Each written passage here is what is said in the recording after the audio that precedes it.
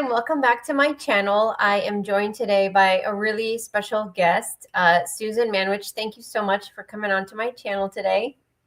You're welcome. I was actually looking at your intro, and I love the colors of it. It's so pulled in. I wanted to make it fun and childlike, and I have the hummingbird because that's my symbol that I use with the work that I do with children, and so I kind of try to incorporate all of that. So Susan, I want to tell everybody how we met first, and then I'll let I'll let you give your own intro. I hate doing intros for people, especially when they read it off the paper. It's just so like I'm in class again or something, and the teacher's reading to me. So Susan and I met at the Journey to Truth conference last year. We were both presenters. So I met you for the first time there. You were presenting, I was presenting. And that was the first time that I had ever known about you. I'm sure the same for you, for me. And I was really blown away by your presentation. And I was like, I need to talk to this woman. And I think immediately afterwards, or somewhat after your presentation, I even came up to you and I was like, I got to talk to this lady. And we talked a lot throughout the week. And we had one thing in common, which I don't want to get, we will talk about that, but I don't want to get into it right now. But you have also we have both been kidnapped at one point in our lives. And I was like, well, I was sitting in the audience and I was like, oh my gosh, this woman's been kidnapped. And I'm like looking around because I've never met anybody else. I mean, I'm not saying we're the only two in the world, but not many people live to talk about it, and certainly not present about it. So anyways, you have a lot of hats, Susan. So it's really hard to introduce you. I mean, you're not only a divine mother, but you're an author, a co-author. You're somewhat of I think you're an expert at this point in emotional intelligence, which is what I want to talk a lot about today. Mm-hmm. You're also a contactee. But I would like for you to kind of introduce yourself and give us a little bit of your background, and then we'll just kind of go from there. Okay, awesome. Yeah, and thanks. I was like, I remembered that. Like oh yeah, we were both kidnapped. Right? I mean, yeah, and live to tell. Thank you for saying that, because there's sometimes there's things that we do, like we admit about ourselves, but we don't really I know for myself, I don't walk around with like a badge that says I was kidnapped. It's just more like, yeah, that happened, and there's a lot to understand about it, learn from it, and so I'll share a little bit about my background. Yeah, I'm a contactee. But I always go back even further than that. I'm one of these people that remember my incarnation. I remember coming from source. I remember being in my mother's womb. I remember that this wasn't my first go on this planet. I've been here a couple of times before, usually during big planetary changes like we've got now. And I knew that all in utero, by the way. And I know that sounds a little funny, but so when I was a kid and I had contact with beings and light ships, it wasn't weird or unusual. And so, that's where I say, like, there's the contact experience. So I came in as a pretty sensitive kid, as a very quiet but happy kid as well. I share that piece because I think there's certain, aspects of what we come in with, right? Like, the work that you do with children. There was nobody working with me when I was a kid on any of these things. So I had to work to, stay quiet, to cultivate my, honestly, to cultivate my connection to source. And I went on, I went on to get a degree, and another degree. I wasn't very good in high school. If I can tell you that my grades were not good. I just struggled with always picking up. Again, this is what comes out with an interview like you, because I would never normally say these things. I struggled with the lack of morality. I struggled with the rudeness, the meanness, all of that ick that goes on sometimes with the human condition. So that was something I struggled with, and just always wanted to be happy and connected, and just do I'll call it kind of like the good things in life. When there was all this like interference and this impedance, it's just the nature of, growing up when I did, and, being in high school, being in junior high school. So there's that isness. But I went on to like I said, get a couple of degrees and then work in the field of emotional intelligence. I had a background in organizational development as well. So I work with a lot of companies. I worked with companies and always leaders, helping them to not just work on their emotional intelligence, but their leadership. And it was never for the company's bottom line to increase their profit and things like that. It was always to try to crack open that person as a human being, and as a human that could feel their heart, that could feel their soul. I would never say that when I was working with these companies, but that's the work that I did. It's kind of like stealth awakening, I guess you could say. And then I went on a big healing journey, which is a big part of my life, with incarnating into a family system that has this genetic disorder, as we call it. And so, that was a bit of the healing journey, awakening to these subtle realms as well. So I share that piece because I spent time, I met Dolores Cannon years ago, and I did her quantum healing hypnosis. I actually took care of people out of my home for about 5 years that struggled quite a bit with lots of different things, and that was just the call of duty. At the time, you heal yourself, and then you help to heal other people. So there was that part.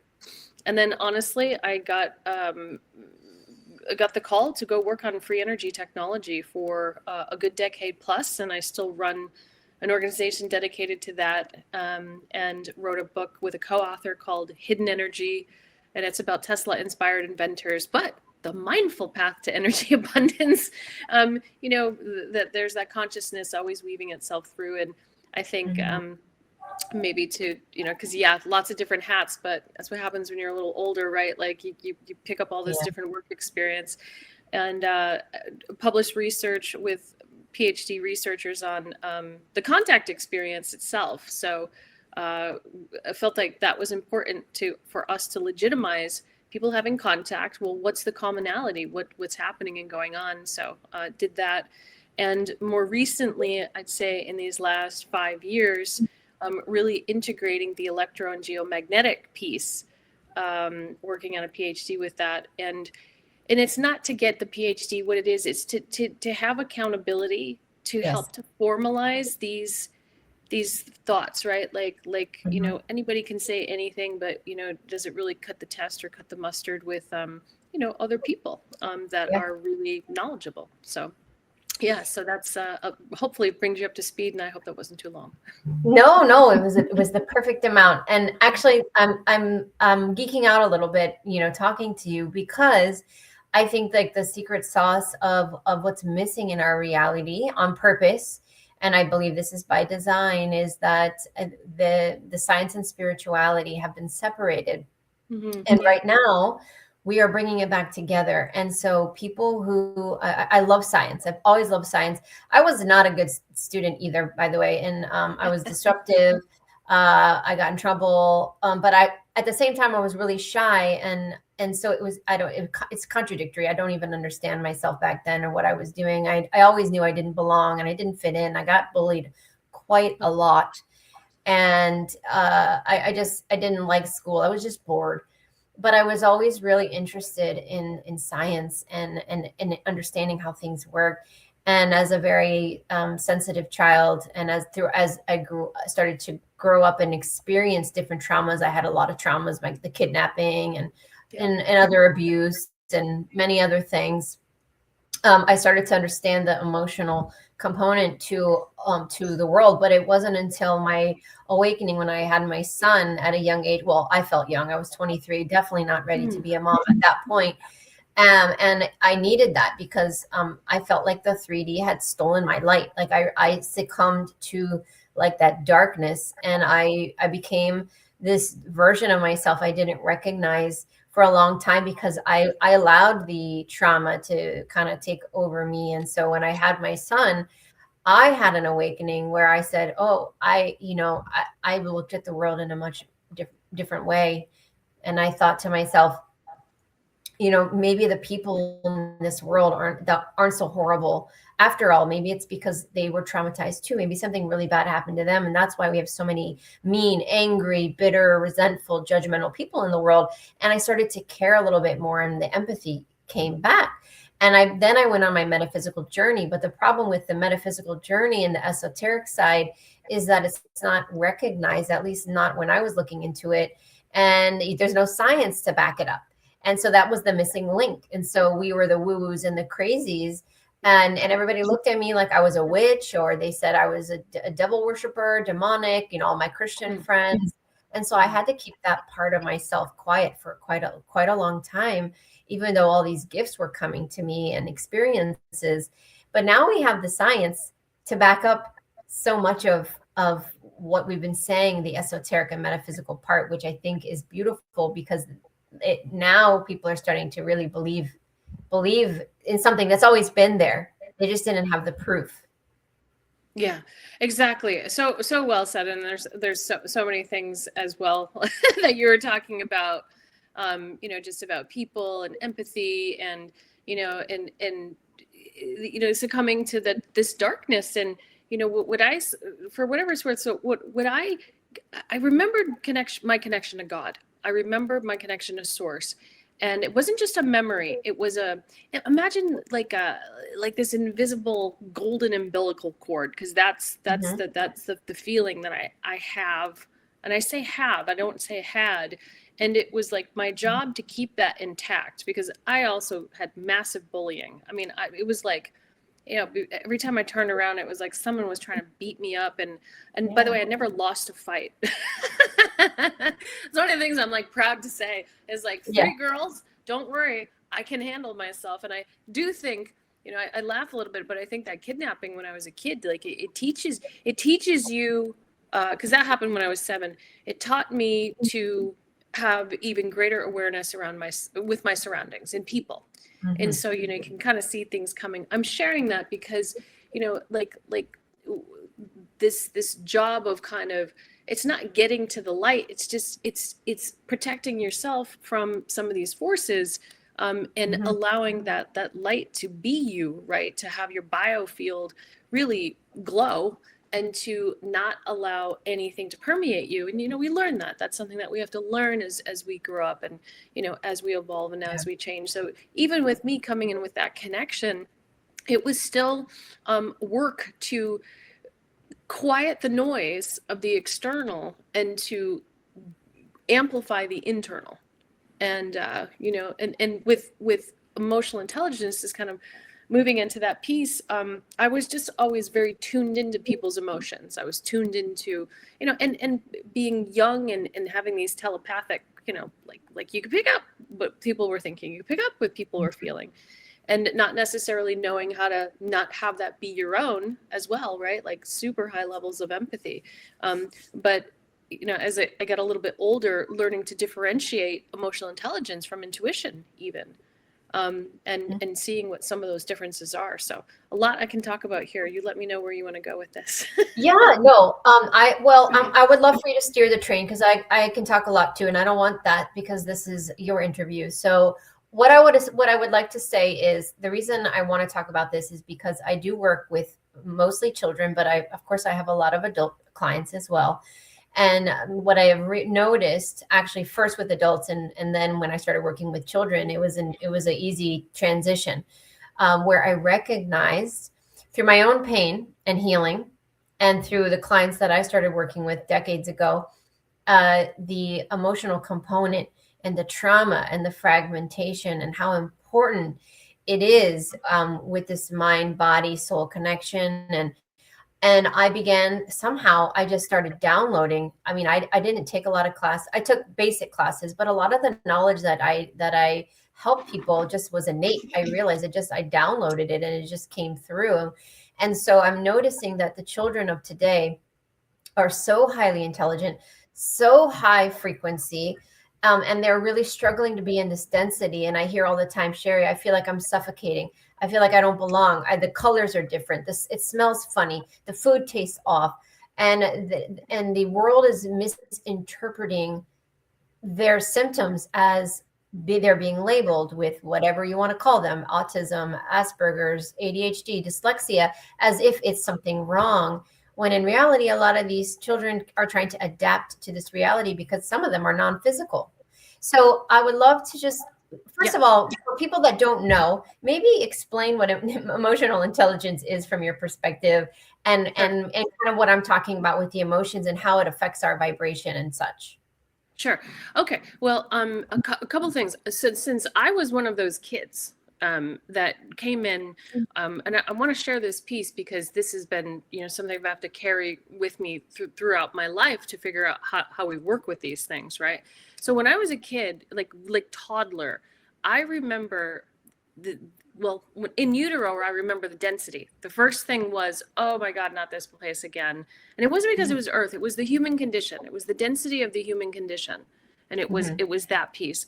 And then when I was a toddler, I literally remember the density was so intense, almost being pulled through the floor. Like it was just so intense. And I was scared in a bit of a different way. It was more like kind of like a shock versus like super scared. And I remember reaching my hand up and seeing Jesus, right? And my family was not religious, okay? Like we were bad Irish Catholics. Like just not religious. Yeah. And so there was no Jesus pictures and, in the house or crosses or anything like that. And I remember I just reached for help and the help was there. Like my left hand went up and the help was there. So I share that piece as somebody who really struggled with the density, like literally felt like I was being pulled through the floor. And so as long as I kept access to that light, as long as I kept that access point, that there was always help here. And when the beings came in when I was a kid, when I was about 7, there was a different type of engagement, a different type of interaction. And I just want to share that piece too, because that's when I felt a high level of a different type of love in my physical body from them, like when they touched my hand. And it was I look at it, that was like a real activation. It was a transmission, and it helped me to adapt here. And I've said this before. I said, sometimes I don't know what I would do if I didn't have the beings always a part of my life in different ways, shapes, and forms, because it really has been, it's been that light to help me to navigate through. So I just want to share that. And that's why, the work that you do, I think, is really important, because, sometimes there's so many places we can go with this. Sometimes like it's not just a one-way job here. It can be a two-way. It can be like a four-way job in terms of, the different beings and when it's safe for them to come in as well. I mean, we do have military interference. That's something that is there as well. So let's talk about EI. We'll make a connection here. So I ended up working with emotional intelligence. I was always very intuitive, but that doesn't necessarily equate to using your intuition, right? It doesn't necessarily equate to acting on your intuition or knowing how to manage your family, your spouse, your social conditioning, right? So there's a lot that's there. And so when I had left the corporate world when I was like 29 years old, because I'm like, that's it. I was struggling to have a baby at the time for years. And I started early, started at about 23, ironically. And I said, I can't do this anymore. And so I went back to college, ended up again working on a degree then. And that's when I ended up getting pregnant, thankfully. But I also discovered emotional intelligence. I had so many things that I wanted to research after what I saw in the corporate world, like women and men differences, again, leadership, power structures. I'm like this connoisseur of human behavior and needing to understand it. And that's when I went with one of the creators of emotional intelligence. I went to his workshop, and it was a part of Yale University at that time. And the lights came on for me. I took a test, I took an assessment, I scored really high on it. And that feedback that I got from, his name is David Caruso, who was a colleague of mine for a good like 7 to 10 years, who I'm still friendly with, that feedback changed my life. It allowed me to start paying attention to myself and start having the intellect to understand what I was feeling emotionally. It started to allow me to, so I would have a feeling about maybe someone is bullshitting you. I'm just being super honest, right? Like someone's bullshitting you, but you just don't, you're not exactly sure what to pick apart from that, right? To say that. And it doesn't mean that you're trying to be adversarial to that person, but you're like, geez, that person's truth and their reality is trying to like overtake mine. And I'm a nice person, I'm a kind person, so I'm not going to be too combative with this person or be too argumentative. But this taught me to listen and pay attention to myself, and to have the language to know what I was feeling, why I was feeling it, but to also look at other people and to say, okay, not from a projection standpoint, and we have a lot of that going on in our world, but to really look at those micro expressions, to hear the tone of voice, to hear the words that they were saying, to then hold them accountable for what they're feeling emotionally. Because the vast majority of people, I would say it may be even worse to now, do not know and don't have accountability for what they're feeling. And this stuff is when I say it's very teachable and trainable. I spent 20 plus years teaching people how to increase their emotional intelligence. And it's validated. Like I'm part of research studies at University of Chicago Business School, where we did that with MBA students for like 8 weeks. So, and that's one of, many, many examples. I bring that up because there's a level of specificity here that is really critical. It's almost like a bit of an energetic or an emotional surgeon at times. And it's so critical to our daily human behavior that I feel like everybody, the lights come on once people get the training. And I've trained thousands of people around the world. And when you see those lights go on after they haven't gone on for a long time or ever, it is beautiful. So EI, I'll give you a technical definition of it. EI is the ability to, it's one definition, there's many, but it's the ability to be accurate with your own and others' emotions, to use them to facilitate thinking and in feeling for a purpose, to understand where they come from, and to know how to effectively manage that for yourself and others. So. Perfect. I mean, that's a perfect way to describe it. And, a lot of the children, what they tell me is that the biggest struggle with the human species, at least on this planet in this density, is that we are very primal. At least we have been modified. Now, in ancient history, let's say Lemurian times or in Tartaria or pocket civilizations, we had all of our gifts and abilities. But over time, for many reasons we don't have time to explain, what I call 3D interference, we've been modified and programmed, and there's social engineering. A lot of things have been done to alter our state of consciousness so that it lowers our ability to connect to our higher states of consciousness, our higher knowing, our higher self, and suppress us.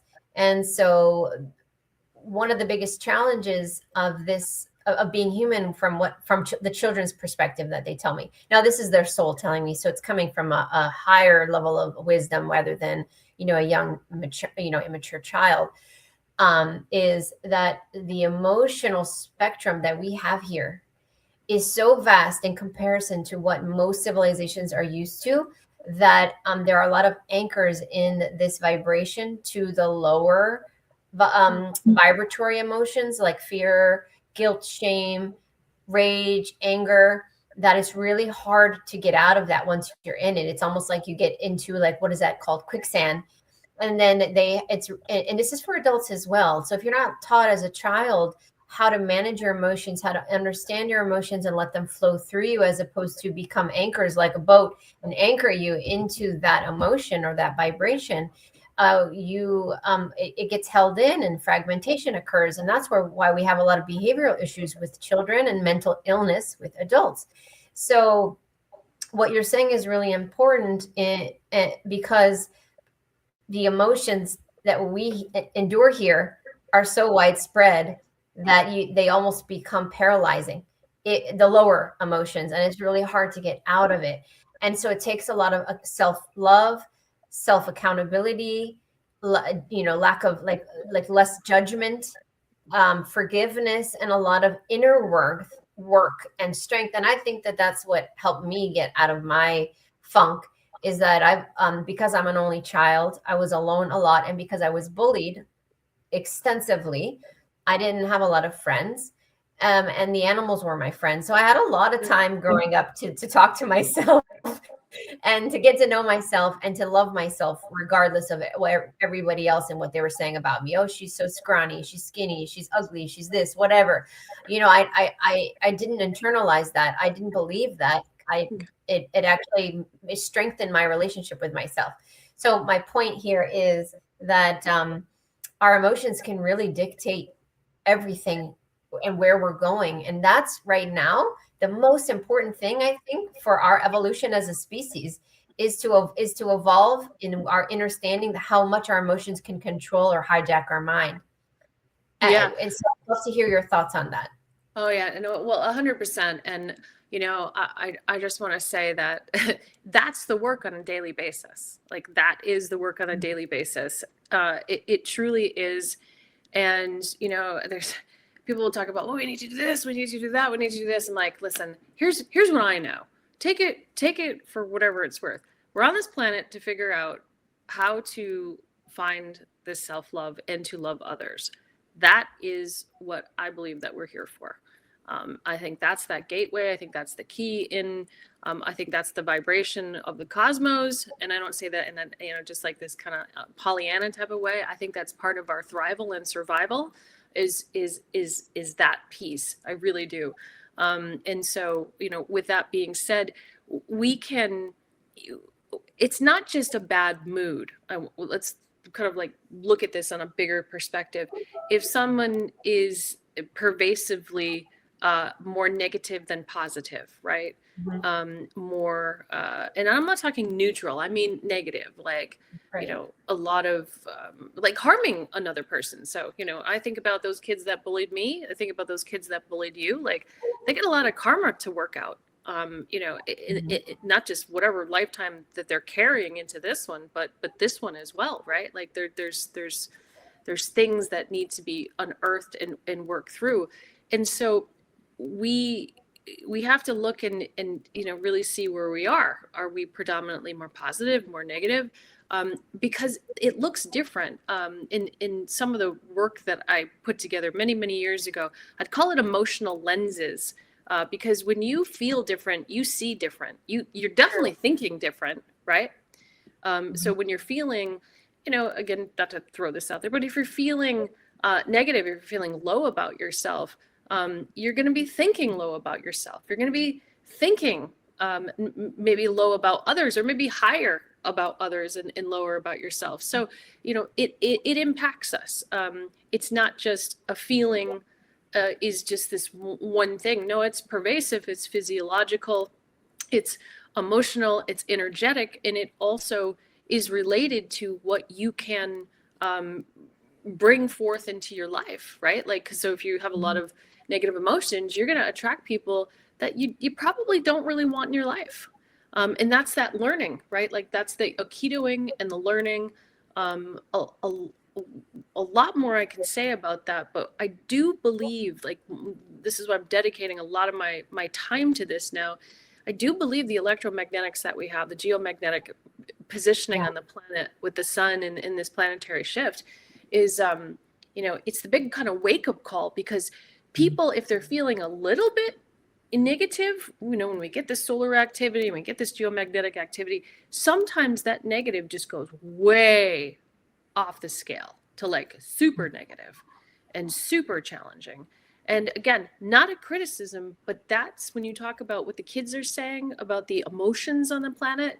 And when I think about when I was a kid and what I was feeling, when I first came in, like right off the bat, I'm in utero, I'm in my mom's belly, and I'm thinking about the the recycled human condition on this planet and how dense it was. Like that was the first thought. It wasn't, oh, look, I'm in a belly. It was, I was like, oh God, not this place again. Not this place again. Yeah. But I think you're really, really onto this. And I want to go back to something else because a couple of people, I moved back to my hometown, which is so weird because I hadn't lived here in a million years. I didn't like being here. There's reasons for everything. And people found out a little bit about what I do, a little bit about me. And I had a friend who I was kind of friendly with. Her daughter needed some help, and she's a star kid. There's no doubt about that. They're like, go to Susan, like I'm some shaman or something, And this kid was so beautiful and so sweet. And one of the things I remember her saying is, like food tasted, didn't like the food here. Mm-hmm. Didn't like the food on this planet. And so, is it because it wasn't in a higher vibration? Is it, like, and there was an eating kind of issue that went along with that as well. So, you are correct with what you're saying. And the vibration here is going through this big shift. And I do think we're living in a time of greater connectivity. So it's sometimes easier for us to pick up, if we're not conscious and mindful of it, of other people's stuff and some other things that are maybe in the field of energy. And, for us to know what's ours versus what's someone else's. You just brought up a really good point, and that leads me to a good question I hadn't thought of. Ancestral healing. So I believe, I call it in my book, I call it negative loops. So I think part of the 3D interference is negative loops or cycles. Like they purposely put us in cycles of dis-ease, abandonment, enslavement, whatever it might be. And I believe the indigos, so the generations that, what Dolores Cannon would have referred to as the first, second, and third, were the first waves of the indigos. And then the New Earth children, the fourth waves, are not indigos, but they have their own kind of characteristics. We are the cycle breakers, or at least the first generation was the first wave was the start of the cycle breakers. And then the second generation came in and they were the second wave of the cycle breakers, the ancestral healers, the ones that are stopping this from continuing so that we can shift the epigenetics, stop this quantum entanglement of trauma, so that these children right now, the starseeds, the New Earth children that I work with, don't carry the burden. And you mentioned something really important. You said something about disease within your family, like a genetic, something that your family carries. So I believe that you probably came in, and many do, to not carry that forward because you hold a frequency or a density of consciousness that's not compatible with that, with your spiritual DNA. I'm curious your thoughts on what I just mentioned on like this ancestral healing, but how emotional intelligence kind of ties into that, and maybe even the solar flares and the sun light and activating us. Like there's so many things, and the earth herself and her activating us. Like there's so many ways we could go with this conversation. So I guess I'll just leave it to you to kind of take that. I asked you like 10 different questions. All right. Well, I'll see whatever one wants to emerge with an answer right now. So I want to go back to my family because I've talked about this publicly. It was, I feel like I have come here to experience all of the stuff that people experience. Like, it's not just, oh, look, I'm of the light, so therefore I don't have to do anything. That's the joke. It's been one in which I've had to use the tools and resources on this planet to figure out how to get out of this ancestral DNA that I picked up. So my spirit was one spirit coming in, but it incarnated into a body that had this ancestral energy to it. So with that being said, it was the job to figure out how to let the spirit, to teach the spirit how to drive the body. Right. And to be a conscious driver of the body. It's almost like, I'm not a big fan of self-driving cars.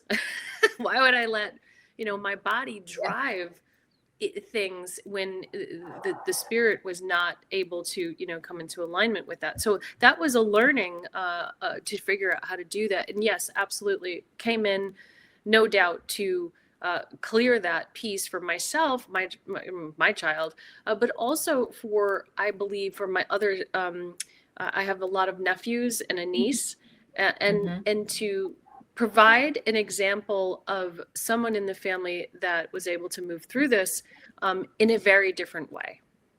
So, there's that piece of it. The EI, no doubt, the emotional intelligence, daily cultivation of EI. What are you feeling? Where is this coming from? How is it impacting your thinking? When one does have, just looking at this family, genetic disorder, when one does have this in their family, you got to ask the question, is somebody living in fear of this, that they're going to get this, like, subconsciously, or are they actually addressing it? And so that's where EI, to me, comes into play in any part of what we're doing. It's emotional hygiene on a daily basis, and emotional accountability for oneself.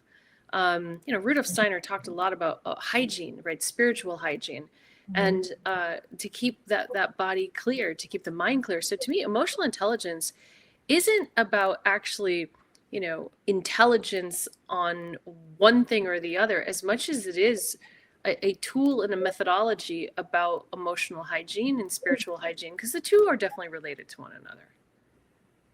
100%. Yeah, I mean, there's so many directions that we can go with what you just mentioned, but I think it's about understanding that emotions are clues.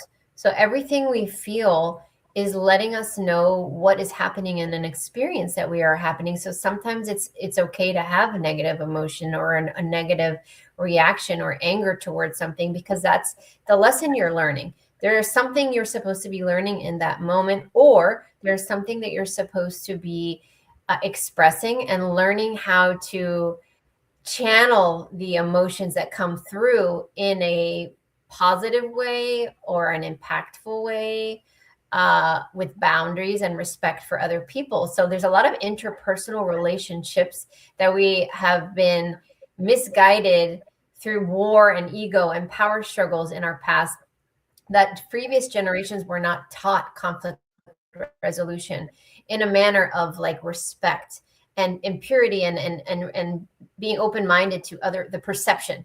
So my perception of an experience is going to be different than Susan's perception of an experience. Neither one of us is wrong or right. It's our truth is our truth. We experience what we experience based on our vibrational frequency, our density of consciousness. There's lots of factors involved. And when you take billions of people on the planet, we have to factor in billions of perceptions.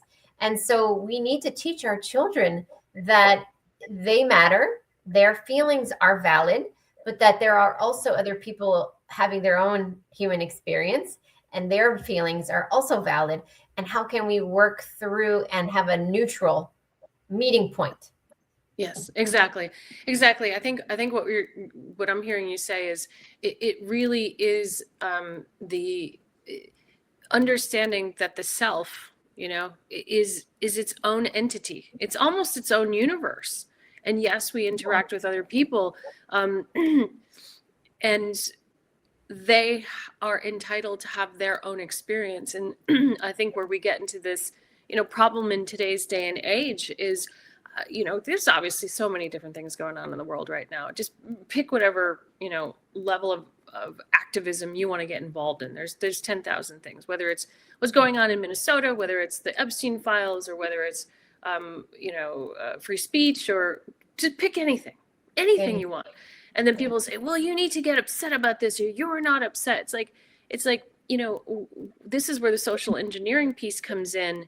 And we can talk a ton about that, but the social engineering piece says, well, you're supposed to get upset about this. You're supposed to have an opinion. You're supposed to be, who says in cosmic law, who says in natural law that you have to be anything other than yourself and your own natural thoughts that you have? Why does somebody want to enroll me in being in a bad mood with them? Why does somebody want to enroll me in being in hatred with them. Like this is where that differentiation and that delineation comes into play, and that we are our own sovereign person. And for us to begin to really, honor that, accept that, and to skillfully navigate through these things. And I am a big fan of not just EI, but also meditation. And I don't mean, honestly, Sherri, I don't mean like, okay, well, this is the methodology, this is how you do it. I've been doing this since I was a kid. It's just literally like you sit and be with the field, sit and connect with the field of energy. And that's it. You just, it's a connection, and you're looking at your thoughts, and you're examining yourself, and hopefully some pattern recognition comes into play, and you go, you know what, am I being a good person here? Is this part of what I'm supposed to be doing? Let me check in with myself and God. Is this, okay, this is okay. I mean, this other person may not like what I'm doing, but this is what I'm supposed to be doing over here, right? And so, that quietness, like you talked about with the animals, and you were, you didn't have siblings that you needed to contend with, so you spent a lot of time alone. That alone time cultivates that capacity for that major introspection that, that's not getting old anytime soon. Right.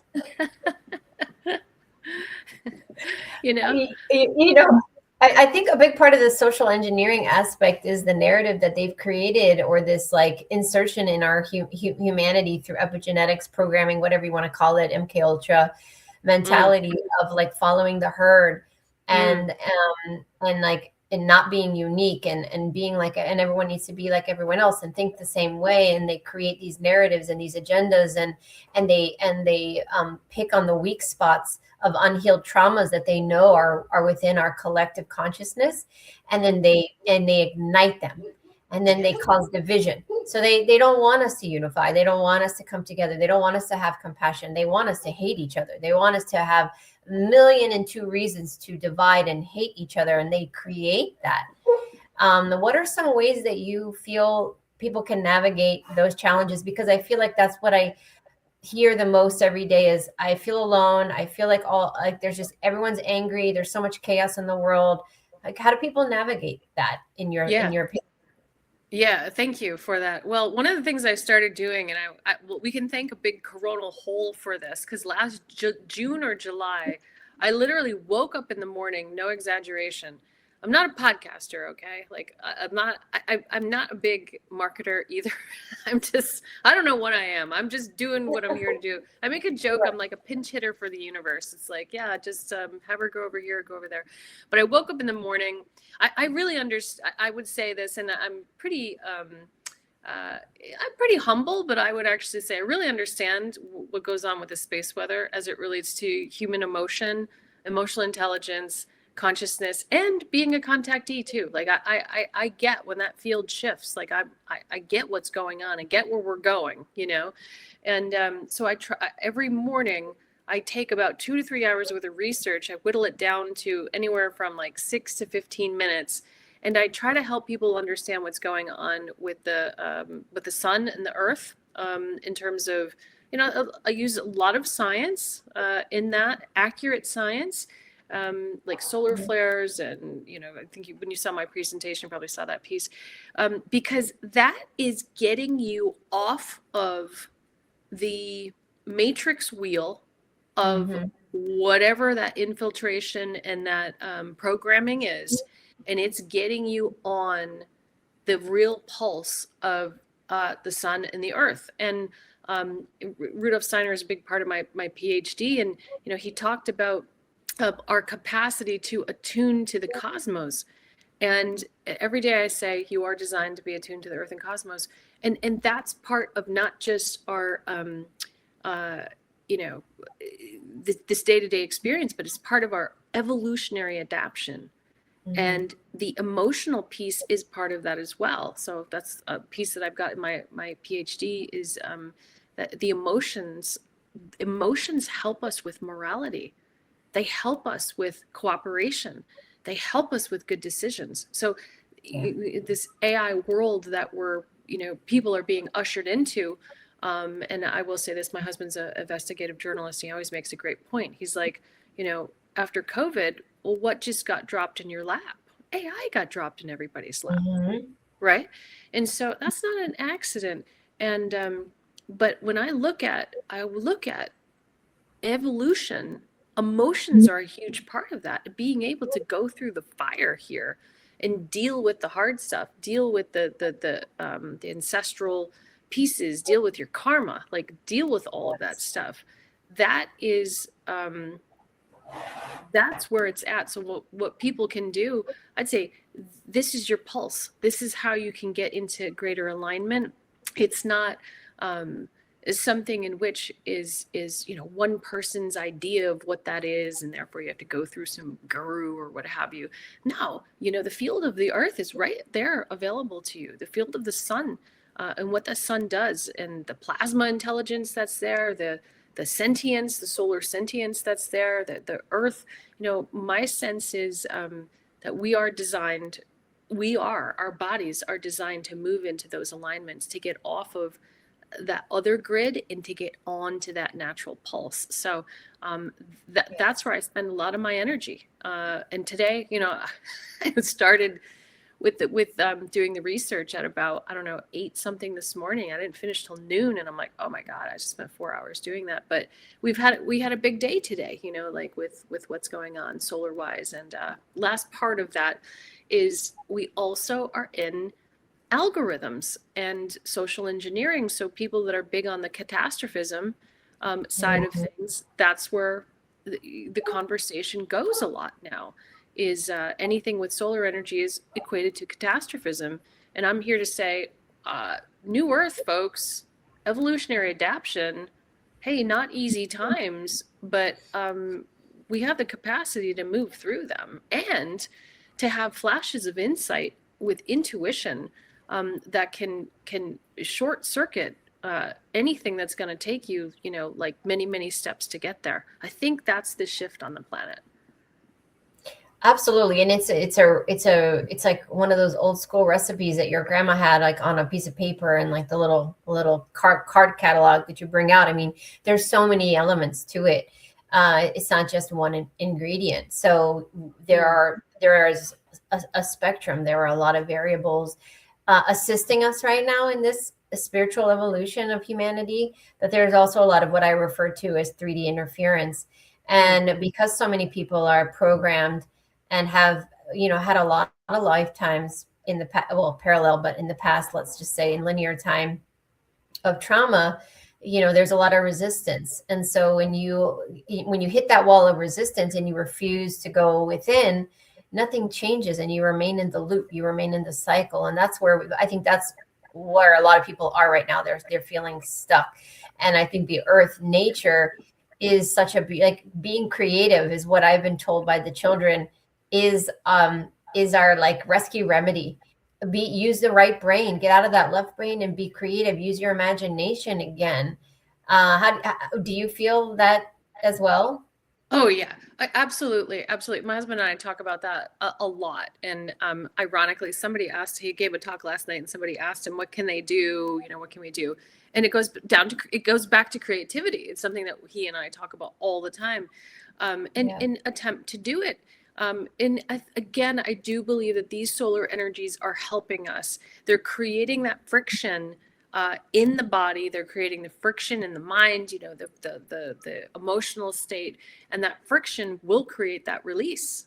And so we can aikido these things. We don't have to stay in the negativity. We don't have to stay in the friction. We don't have to stay in the self-loathing or, the disconnection. We can play, we can dance, we can sing, we can draw. And one of the things I do sometimes in these daily updates, I'm like, don't sit in meditation today, draw. If you could sing your feelings out, what would it sound like? Right? Like, go ahead and do that. And so it's that expression. And children, yes, they embrace that so much more, right? Like the playing but adults can do this too, because I think a lot of adults miss this in their childhood. They missed, if you're indoctrinated in public school, you were coloring in the lines, you were not able to really truly express and be creative. And I think that we are living in a time that there's no rules anymore to this. Do what you feel like you need to do to capture that sense of exploration and curiosity again within yourself. Absolutely. You bring up such a good point. The coloring in the lines is one of my biggest pet peeves. It's like my daughter literally came home from school one day and was told she did her art project wrong. And I said, "What do you mean?" And she said, "My art teacher said that I didn't do it right." And I said, that doesn't even make sense to me. I said, "Art is subjective. There are no rules to art. What could you have possibly done wrong?" And she said, "I didn't follow the instructions." And I just it made me so angry because I'm like, how can you instruct somebody how to do art? It comes from within. It's your creative expression, and that's different for everybody. And one of my biggest pet peeves with school, which we don't have time to get into right now, we're almost at the hour, and I know you don't have a lot of time. And I do want to bring up an important point. And I don't want to talk about your kidnapping because this is supposed to be a light conversation. If anyone's interested in hearing about Susan's story, go to Journey to Truth's channel, and she shares that in in her interview with them, as well as her presentation is there for everyone to watch. I'm trying to keep this conversation light, but I would love to hear about your beautiful experiences and your contact with your star family and what that feels like, and share that with people. Like give people something beautiful to like tap into. Yeah, sure. Well, I would say this. The beings that I saw when I was a kid, they were the same beings that I saw before I incarnated in, and they were golden light. And that was when I didn't have a body. And having a body, they looked a little bit different, but they were still, when they would work together, they would illuminate, like literally like golden light. And so it was the sense of these beings know you better than you know yourself. Uh-huh. And they know you through space time from your inception of your you-ness.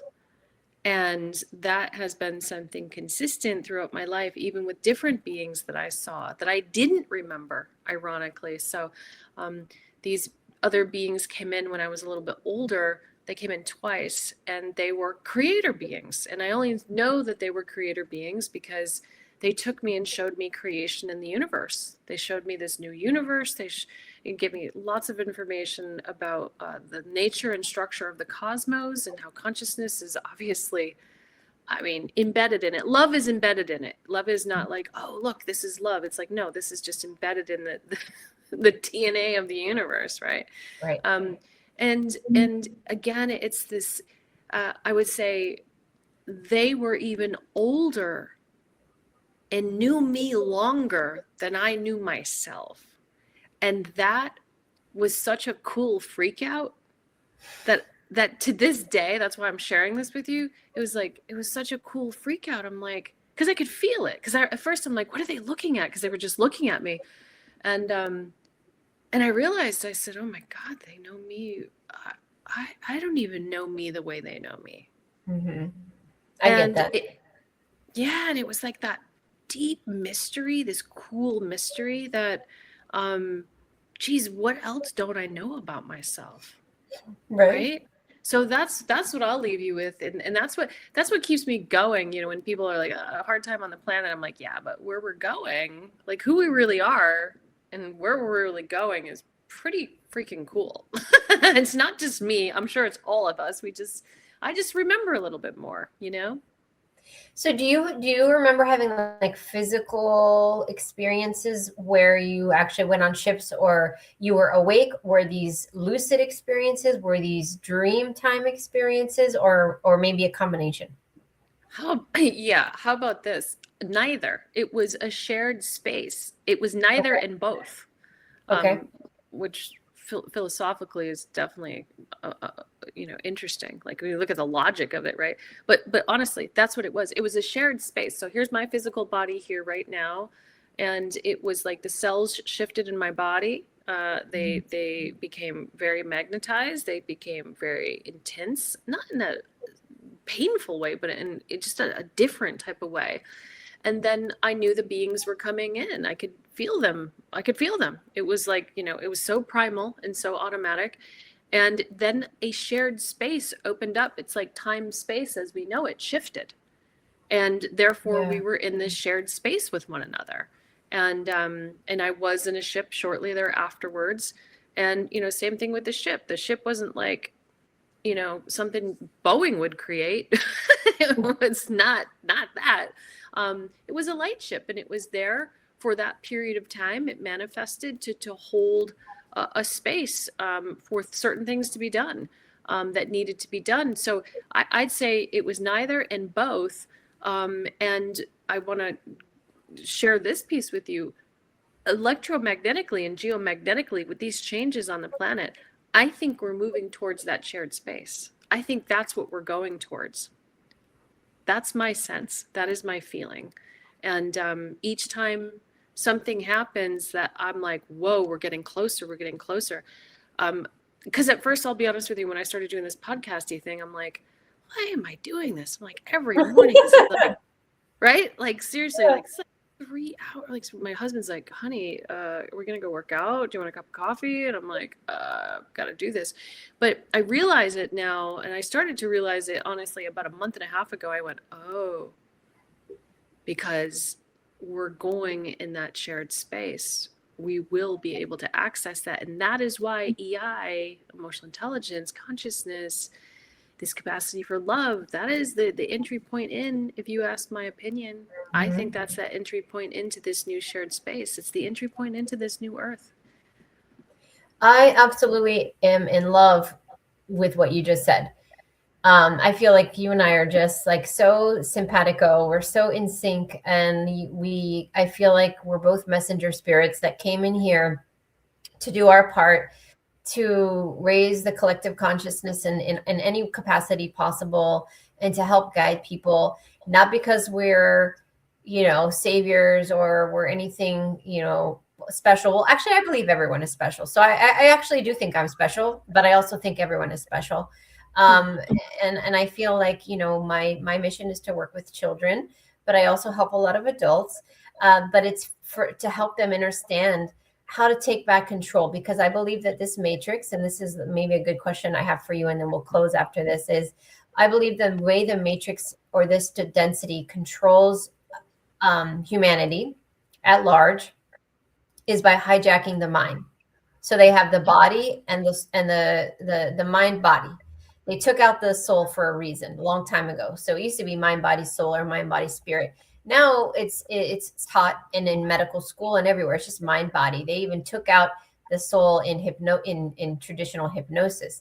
So we're bringing back the soul element, the spirit element, which is how we're truly activating and awakening and really advancing. And I love that you use the word, the shared space. I've never heard it said that way before, but it's a beautiful metaphor or a way to explain to people where we are headed, other than going into a higher dimension or, lots of different ways to say it. But that's how they keep us here, is by hijacking the mind.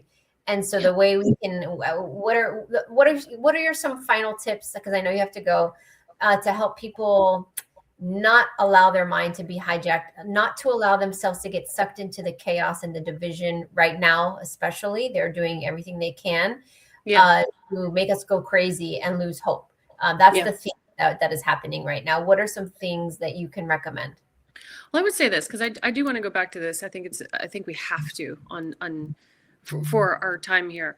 When I was kidnapped, what they were trying to do, and it was Men in Black, what they were trying to do is they were trying to see if they could separate me from, myself, right? They were trying to do the split. Didn't work. And the reason why I share that is because why I believe it didn't work is because my heart was intact. Mm-hmm. My heart was connected to God. My heart was connected to Source. And one of the things that the beings have taught me throughout all of these decades, because I will see light ships, quite often, And it's this teaching. It's not like, oh my God, look, it's not that. It's a teaching. It's a heart resonance. It's a heart entrainment. And so, for people, what they can do, think about the time you felt love. Think about the time that you felt that love, whether you were feeling it because somebody gave it to you, but you have this heart connection. We all have something that we can look at to remember that feeling, and to actually remember the feeling in the center of your heart opening, in the center of your heart connecting. Go back to that space. That space is always there. We all have that capacity. And to remember that feeling and to cultivate even more of that feeling. You can do that. We can do that. That's what I would say, because that's what I have experienced with the beings over these many years. I've lost family members. I've had terrible, other terrible things that have happened. We all do. We've all had these things. And that is what they come back to remind me over and over. And when you think you have division with another human, you probably have a lot more love there than you have division.